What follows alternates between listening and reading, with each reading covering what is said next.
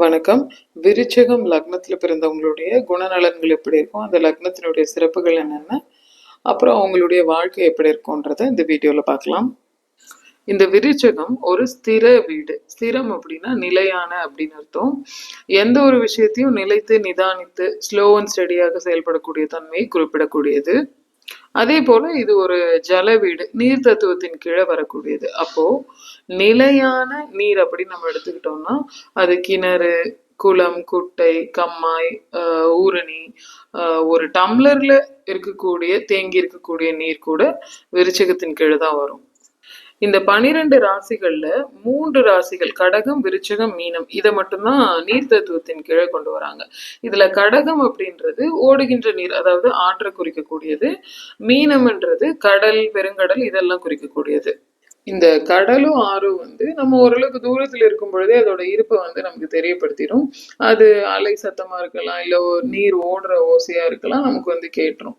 ஆனா இந்த தேங்கிய நீர்நிலைகள் சத்தம் போடாம இருக்கும், அமைதியா தான் இருக்கும். அந்த மாதிரி இந்த விருச்சிக லக்னத்துல பிறந்தவங்க அமைதியானவங்களா இருப்பாங்க. அமைதியானவங்க அப்படின்னா பேச தெரியாதவங்கன்ற அர்த்தம் கிடையாது.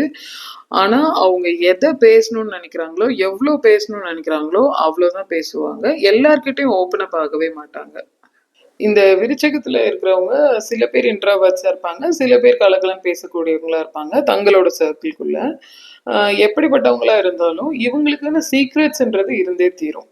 அவ்வளோ சீக்கிரம் ஓப்பன் அப் ஆக மாட்டாங்க, தங்களை பத்தின விஷயங்களை ஷேர் பண்ண மாட்டாங்க. அதாவது புக் ஆஃப் சீக்ரெட்ஸ்னே சொல்லலாம். இவங்க ரொம்ப மிஸ்டீரியஸாகவும் ரொம்ப டீப்பான ஆட்களாகவும் இருப்பாங்க. ஆழ் மனசுல நிறைய சிந்தனை, அந்த எண்ண ஓட்டங்கள்ன்றது ஓடிக்கிட்டே இருக்கும். ஆனா வெளியில காட்டிக்கிறது ரொம்ப அமைதியாகவும் நிதானமா இருக்கிற மாதிரியும் இருப்பாங்க. இப்போ ஒரு குடுவைக்குள்ள ஊத்தி வச்சிருக்க நீரை நீங்க பாத்தீங்க அப்படின்னா அந்த நீர் யூசபிளா இல்லையா, எவ்வளவு நாளைக்கு முன்னாடி ஊத்தி வச்சாங்க, இப்பவும் அது ஃப்ரெஷ்ஷா தான் இருக்குமா அப்படின்ற விஷயங்கள் எல்லாம் நீங்க பார்த்த மாத்திரத்துல கணிக்கவே முடியாது. அந்த மாதிரிதான் இந்த விருச்சகத்தில் பிறந்தவங்களுடைய நடவடிக்கையும் கண்டுபிடிக்கவே முடியாது. ரொம்ப அன்பிரெடிக்டபிளா இருப்பாங்க. அவங்களோட அடுத்த மூவ் என்ன அப்படின்றத யாராலையும் கண்டுபிடிக்க முடியாது. அந்த அளவுக்கு ரகசியம் காக்கக்கூடியவர்கள்.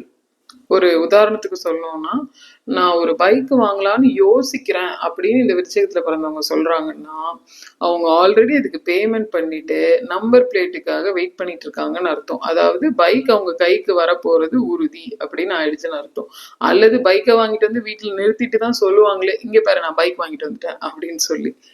அப்போ இவங்க ஒரு விஷயத்துல ஈடுபடுறாங்க அப்படின்னா அந்த விஷயம் ஆல்மோஸ்ட் முடிஞ்சது அல்லது சக்சஸ்ஃபுல் ஆயிடுச்சு அப்படின்னா தான் இவங்க வெளியிலேயே சொல்லுவாங்க. வெளியிலேயே நான் சொல்றது ஃப்ரெண்ட்ஸு தெரிஞ்சவங்கன்றது மட்டும் கிடையாது, ஃபேமிலிக்குள்ளேயே கூட எல்லார்கிட்டையும் ஷேர் பண்ணுவாங்கன்னு சொல்ல முடியாது. இவங்க க்ளோஸ் டு ஹார்ட் பீப்புள்னு 1 or 2 பீப்புள் வச்சிருப்பாங்க. அவங்க கிட்ட மட்டும்தான் மொத்தத்தையும் தெரியப்படுத்துவாங்க. அதே போல இவங்க ரொம்ப பிரைவேட் பர்சனா இருப்பாங்க. தனக்குன்னு ஒரு மீ டைம் வேணும் அப்படின்னு எதிர்பார்க்கக்கூடியவங்களா இருப்பாங்க. அதாவது ஒரு நாள் முச்சூடும் ஒரு கூட்டத்துக்குள்ளேயே ஸ்பெண்ட் பண்ணா கூட ஒரு நாள்ல ஒரு மணி நேரம், அரை மணி நேரமாவது தனக்காக தனியா ஸ்பெண்ட் பண்ணக்கூடியவங்களா இருப்பாங்க. அதன் மூலமா ரிலாக்ஸ் ஆகக்கூடியவங்களா இருப்பாங்க. சரி, இப்படி வெளிப்படையா தன்னை பத்தி காட்டிக்காம தேவையான விஷயங்களை மட்டும் தேவையான மனிதர்கள் கிட்ட மட்டும் பேசுறாங்களே, அப்ப இவங்களுக்கு அந்த அளவுக்கு ஒன்றும் தெரியாது அப்படின்னு யோசிச்சோம்னா இல்லவே இல்லை. இவங்களுக்கு ஒரு கிரேட் டீப் நாலேஜ் இருக்கும். எதையுமே ஒரு கம்பேரிட்டிவ் அனாலிசிஸ் பண்ணி எது பெஸ்ட், எதனால இது பெஸ்ட் அப்படின்றது தெரிஞ்சு வச்சிருப்பாங்க. ஒரு உதாரணத்துக்கு எந்த ஏசி வாங்கலாம் அப்படின்னு சொல்லி கேக்குறீங்கன்னு வச்சுக்கோங்களேன், அவங்க அட்லீஸ்ட் ஒரு 10 பிராண்டையாவது ரிசர்ச் பண்ணி அதுல இதுதான் பெஸ்ட், இந்த பிராண்டை வாங்கினீங்கன்னா இதெல்லாம் பெனிஃபிட், இதெல்லாம் அதுல இல்லை அப்படின்ற அளவுக்கு ஒரு தெளிவான முடிவுக்கு வரக்கூடியவங்களா இருப்பாங்க. ரொம்ப ஆராய்ச்சி மனப்பாங்கு உடையவங்களா இருப்பாங்க.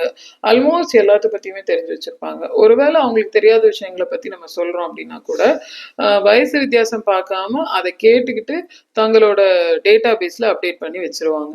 நிறைய பேர் பாத்தீங்கன்னா தெரியாத கூட தனக்கு தெரிஞ்ச மாதிரியே பேசுவாங்க. பட் இந்த விருச்சிகம் அந்த மாதிரி கிடையாது. தனக்கு ஒரு விஷயம் தெரியல அப்படின்னா அதை காது கொடுத்து கேட்டு அதை உள்வாங்கிக்க கூடிய ஒரு நல்ல தன்மை இருக்கும் இவங்க கிட்ட.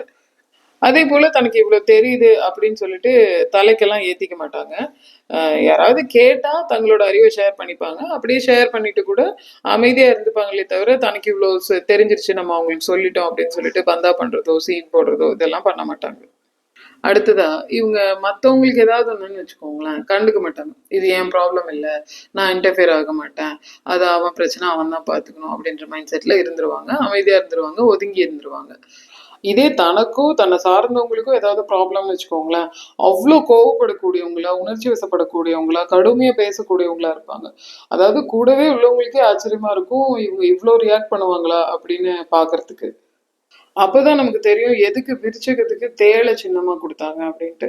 அதாவது பொதுவா தேளுன்றது ஒரு கல்லுக்கடியில, ஒரு மறைவான இடங்கள்ல ஒளிஞ்சிருக்கக்கூடிய ஒண்ணு.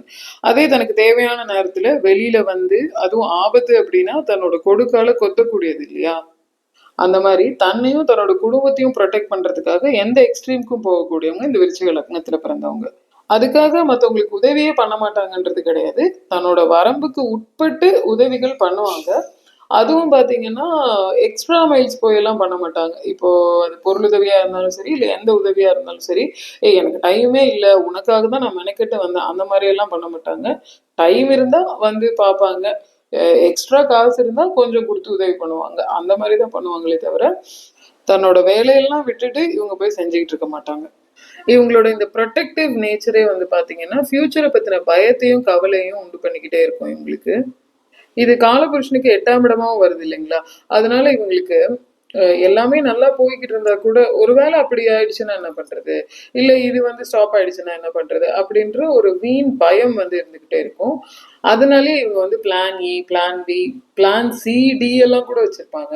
ஒருவேளை இந்த வழியில நடக்கலைன்னா, அந்த வழியில போயிடலாம் அப்படின்ற மாரி ஒரு பேக்கப் வந்து வச்சுக்கிட்டே இருப்பாங்க எல்லாத்துலயுமே. ஒரு பிசினஸ் கன்டினியூட்டி பிளான்ஸ் மாதிரி வச்சுக்கிட்டே இருப்பாங்க. இவங்களுக்கு இந்த மனோகாரகன்னு சொல்லக்கூடிய சந்திரன் வேற இவங்க வீட்டில தான் நீசமடைவார், வலுவிழப்பார் அப்படின்றதுனால இவங்களுக்கு இந்த தேவையில்லாத மனக்குழப்பம், சென்சிட்டிவா இருக்கிறது, இமோஷனலா இருக்கிறது, டக்குன்னு யாராவது ஏதாவது ஒன்று சொல்லிட்டாங்கன்னா கூட ஈஸியா எடுத்துக்காம அதுக்கு ஹர்ட் ஆயிக்கிறது, அந்த மாதிரியான பண்புகள் இருக்கும். வெளியில இருந்து பார்க்கக்கூடியவங்களுக்கு இவங்களுக்கு இந்த ஆழ் மனசுல ஓடிக்கிட்டு இருக்கக்கூடிய வீண் குழப்பமோ, இன்செக்யூரிட்டி ஃபீலிங்கோ வந்து தெரியாது. ஆனா இவங்களுக்கு பேக் ஆஃப் த மைண்ட்ல ஒரு கால்குலேஷன், ஒரு பேக்கப் பிளான் அப்படின்றது ஓடிக்கிட்டே இருக்கும். ஏதாவது ஒரு சேவிங் ஸ்கீம்லயாவது இவங்க கண்டிப்பா இருப்பாங்க. அது இன்சூரன்ஸா இருக்கலாம், அல்லது ஷேர் மார்க்கெட்ல ஒரு சேஃபான அமௌண்ட்டை லாங் டேர்ம்க்கு இன்வெஸ்ட் பண்ணி வைக்கிறது. இந்த ஃபினான்ஷியல் அட்வைசர்ஸ் எல்லாம் அந்த மணியை ஸ்ப்ளிட் பண்ணி வச்சுக்கணும், அதான் சேஃப்னு சொல்லுவாங்கல்ல, அதெல்லாம் இவங்க தான் கரெக்டாக ஃபாலோ பண்ணுவாங்க. அதாவது கொஞ்சம் தங்கமாக வச்சுக்கிறது, கொஞ்சம் எஃப்டியில் வச்சுக்கிறது, கொஞ்சம் ஷேர் மார்க்கெட்டில் வச்சுக்கிறது, கொஞ்சம் நிலத்தில் இன்வெஸ்ட் பண்ணுறது, இந்த மாதிரி எல்லாம் இவங்க வந்து யோசிச்சு கரெக்டாக ஃபாலோ பண்ணுவாங்க. தானும் தன்னோட குடும்பமும் எந்த நிலையிலையும் பாதுகாப்பா இருக்கணும் அப்படின்றதுல, அது எல்லா விதத்திலையும் ஃபினான்ஷியலா இருந்தாலும் சரி, இல்ல மற்ற விஷயங்கள்லயா இருந்தாலும் சரி, பாதுகாப்பா இருக்கணும் அப்படின்றதுல ரொம்ப உறுதியா இருப்பாங்க. தன்னோட ஆட்களுக்கு ரொம்ப உண்மையா இருப்பாங்க. அதே அளவுக்கு இன்டெகிரிட்டிய எதிர்த்தரப்புல இருந்தும் எதிர்பார்ப்பாங்க. அப்படி ஒரு வேளை தன் கூட இருக்கிறவங்க தனக்கு உண்மையா இல்ல அப்படின்னா, அவங்கள தண்டிக்கிறதுக்கும் இவங்க தயங்குறது இல்ல. இதுவரைக்கும் விருச்சக லக்னத்துல பிறந்தவங்களுடைய இயல்புகள் எந்த மாதிரி இருக்கும் அப்படின்றத பேசியிருக்கோம். இன்னும் அவங்களுடைய குடும்ப வாழ்க்கை, பொருளாதாரம் மற்றும் இதர விஷயங்கள் எப்படி இருக்கும் அப்படின்றத நான் பார்ட் 2 வீடியோல பேசுறதுக்கு இருக்கேன். So please stay tuned to my channel astrology the science of light. இந்த வீடியோ உங்களுக்கு இன்ஃபர்மேட்டிவாகவும் ரிலேட்டபிளாகவும் இருக்குன்னு நினச்சிங்கன்னா லைக், கமெண்ட், ஷேர் பண்ணுங்கள். Thank you so much for listening. நன்றி, வணக்கம்.